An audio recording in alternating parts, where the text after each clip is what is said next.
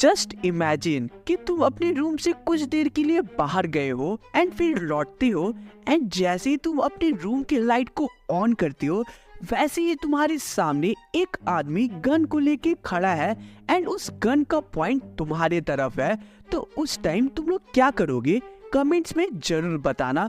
तो आज की कहानी भी हमारी कुछ इसी टाइप की है। सो आज हम लोग पढ़ने वाले हैं हमारे फुटप्रिंट्स विदाउट फीट का chapter number 3 that is the midnight visitor. And आज का चैप्टर भी पूरा 3D एनिमेटेड होने वाला है। सो आराम से चुकू बैठो और वीडियो का मजा लो। सो चलो हम लोग इस चैप्टर के सबसे मेन कैरेक्टर्स को जान लेते हैं। हेलो गाइज, मैं हूँ ऑसिबल एंड मुझे अंडर एस्टिमेट मत करना मेरे अपीयरेंस को देख के। मेरे दिमाग का तो कोई जवाब ही नहीं है। अभी देखो मैं चैप्टर में क्या क्या करता हूँ। हाय, मैं हूँ फाउलर एंड मैं एक राइटर हूँ एंड मैं एक ऐसी स्टोरी की तलाश में हूँ जो काफी थ्रिलिंग हो। हेलो, मैं हूँ मैक्स एंड मैं एक बहुत ही इम्पोर्टेंट डॉक्यूमेंट की खोज में हूँ। क्या तुम मुझे वो डॉक्यूमेंट दे सकते हो? सो गाइज, ये थे हमारे चैप्टर के सबसे मेन कैरेक्टर्स। तो इस वीडियो को पूरा एंड तक देख लो एंड इसके बाद एग्जाम में चुटकी में फुल मार्क्स ला सकते हो।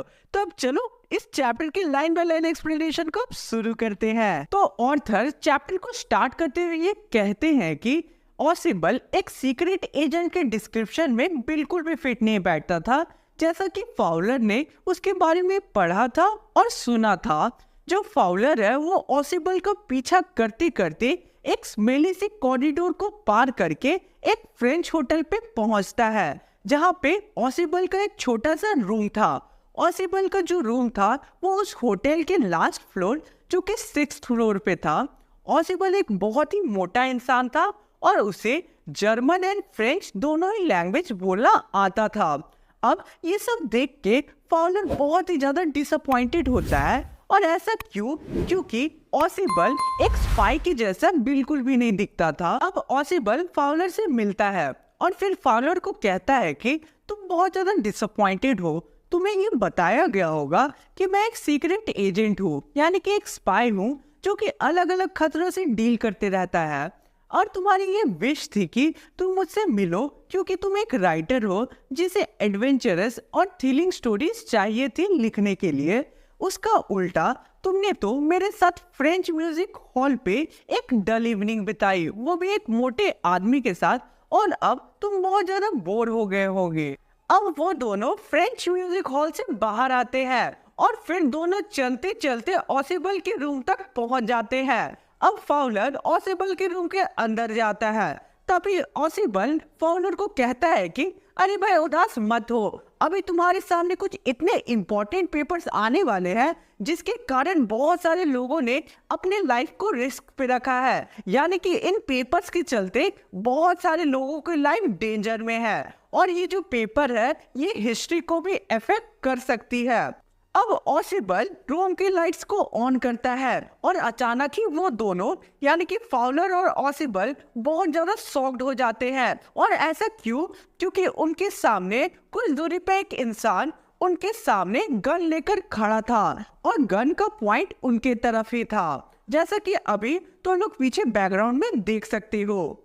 अब ऑसिबल अपने आंखों को एक दो बार ब्लिंक करता है और कहता है कि मैक्स, क्या ये तुम हो? मुझे लगा कि तुम बर्लिन में हो। आखिर तुम मेरे रूम में कर क्या रहे हो? अब मैक्स का मैं तुम लोगों को थोड़ा डिस्क्रिप्शन दे देता हूँ। मैक्स एक शॉर्ट हाइटेड पर्सन था जिसका फेस एकदम फॉक्स के जैसा दिखता है। अगर सीधा साधा वे में बताऊं तो डोरेमोन में जो सुनियो है मैक्स उसी के जैसा दिखता है। अब आगे मैक्स कहता है वो रिपोर्ट जो रात में आने वाली है जो कि नई मिसाइल्स के बारे में, मैंने सोचा कि क्यों ना मैं वो रिपोर्ट तुमसे ले लूं। वो रिपोर्ट मेरे पास तुमसे ज्यादा सेफ रहेगा। यानी कि जो ऑसिबल है उसका रिपोर्ट मैक्स छीनने के लिए आया था उस रूम में, क्योंकि उस रिपोर्ट में क्या था, नई मिसाइल्स के बारे में इंफॉर्मेशन था, इसलिए मैक्स उन रिपोर्ट्स को चाहता था।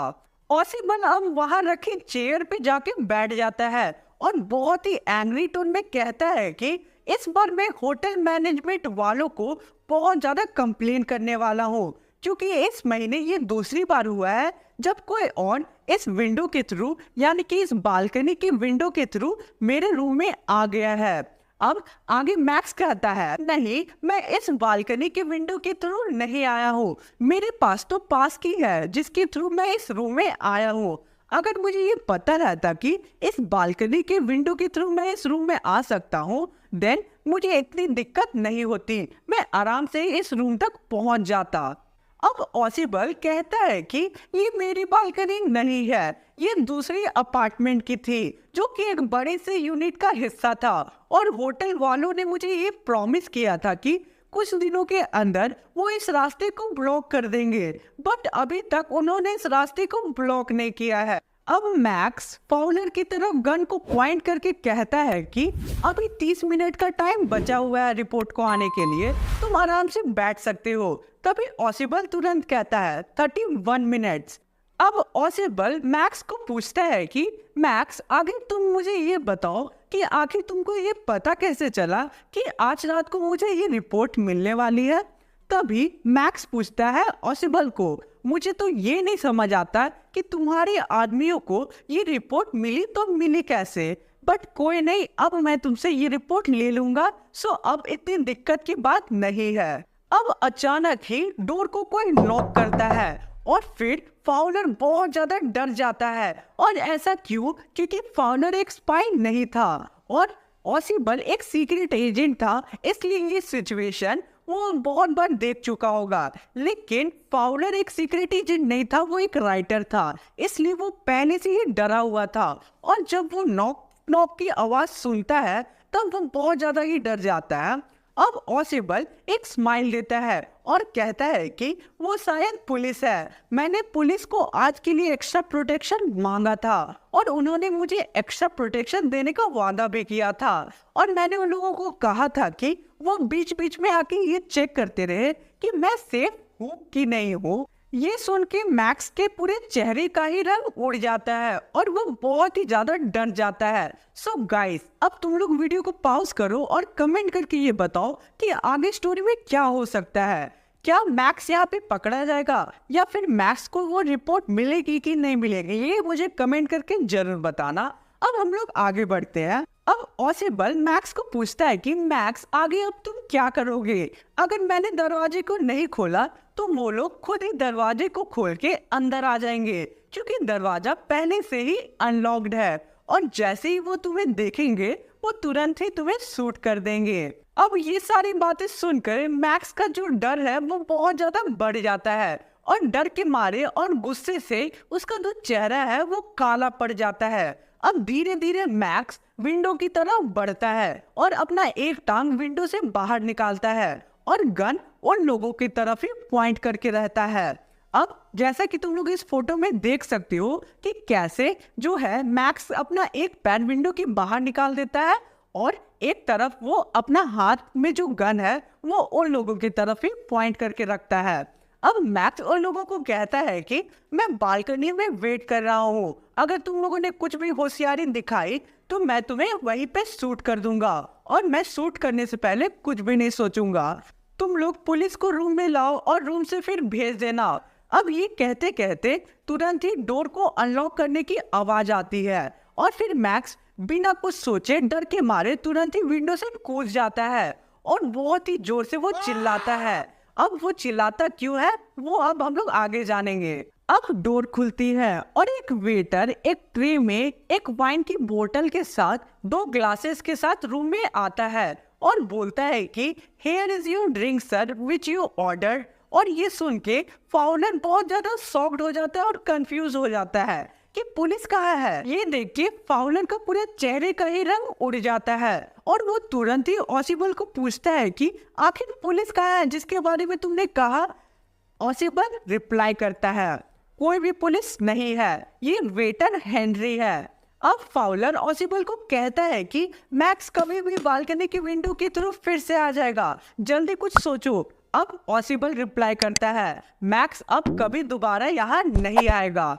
सो गाइस, तुम लोग क्या समझ आता है कि यहाँ होता क्या है? ऑसिबल एक ऐसा स्टोरी क्रिएट करता है मैक्स के सामने जो एग्जिस्ट करता ही नहीं है, वहाँ पे कोई भी बालकनी नहीं था, इसलिए मैक्स जब विंडो से कूदता है तब वो बहुत जोर से चिल्लाता है क्योंकि वो 6th फ्लोर से नीचे गिर जाता है। सो स्टोरी यहीं पे खत्म होता है। आगे ये नहीं बताया जाता कि मैक्स मर जाता है या जिंदा रहता है। सो गाइस, ऑसिबल जो था उसका डिस्क्रिप्शन बिल्कुल भी नहीं था एक स्पाई के जैसा, लेकिन उसका दिमाग इतना ज्यादा तेज था कि वो एट द मोमेंट एक कहानी क्रिएट करता है और फिर वो अपनी चालाकी के चलते फिर बच जाता है और वो उन रिपोर्ट्स को भी बचा लेता है। सो उम्मीद करता हूँ कि तुम लोगों को ये जो स्टोरी काफी पसंद आया होगा। चैनल पे नहीं तो नीचे सब्सक्राइब का बटन दिखेगा, जरूर क्लिक करना। वीडियो पसंद आया होगा देन वीडियो को एक लाइक जरूर करना। सो चलो मिलते हैं किसी और वीडियो में। Thanks for watching the video.